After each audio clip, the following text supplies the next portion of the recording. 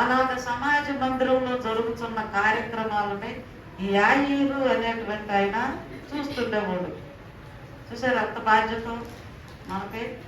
అన్ని విషయాలు ముఖ్యమే, కానీ మందిరం విషయం తేలిక. ఎవడో ఒకటి చూసుకుంటారులే, అది కాదు ఇంపార్టెంట్ ఏముంది అనుకుంటాం.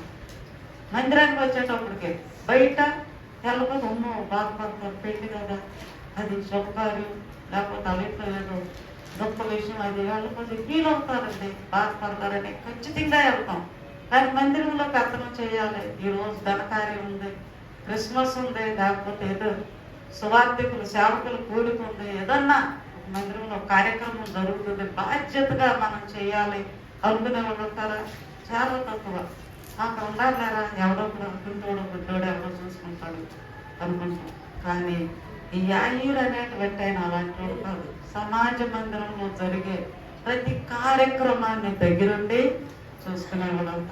అందుకే ఈ రోజున ఆయనకి ఒక భరోసా దొరికింది. ఏంటా భరోసా అంటే, నా కూతుర్ని బ్రతికించయ్యా ఆయన అడగటానికి వీలు దొరికింది. అది అబ్రహాముని ఎందుకు నమ్మాడు దేవుడు?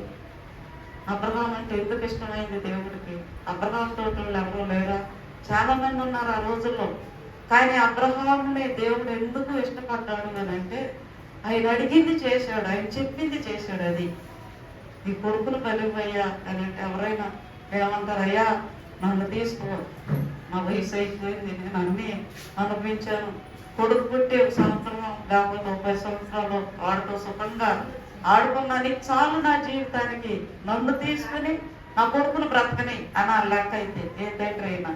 కానీ దేవుడు అట్లా అడగల, నన్ను అడగలేదుగా, నేను పనికి రానేమో దేవునికి, నా కొడుకే కావాలేమో అనుకుని కొడుకును బలివ్వటానికి సిద్ధపడ్డాడు.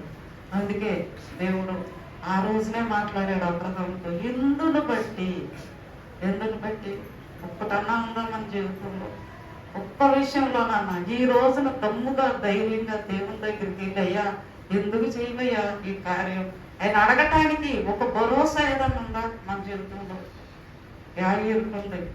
అన్నీ తానే చూసుకునేవాడు, అన్నీ తానే. మందిరంలో కొంతమంది బిడ్డలు ఈ మధ్యన దేవుని విషయంలో నమ్మకంగా నిలబడుతున్నాడు. తమ్ముడు చెల్లెలు ఎంతో సంతోషంగా ఉంటుంది. అలాగే చేయగలుగుతావా? అలాగే చేయగలుగుతావు. ఇది వరకు దినాల్లో యాసైబాబు ఎప్పుడు ఫోన్ చేస్తుండేవాడు, ఈ మధ్య చేయట్లేదు. ఏదన్నా ప్రమాదం వచ్చినా ఫామ్ మీద కాలేసేవాడు. భయంకరమైన యాక్సిడెంట్లు. ఒకసారి మంటపాలు కడుతుంటే జనపరాజులు అంటే చచ్చిపోవాల్సిన పరిస్థితి.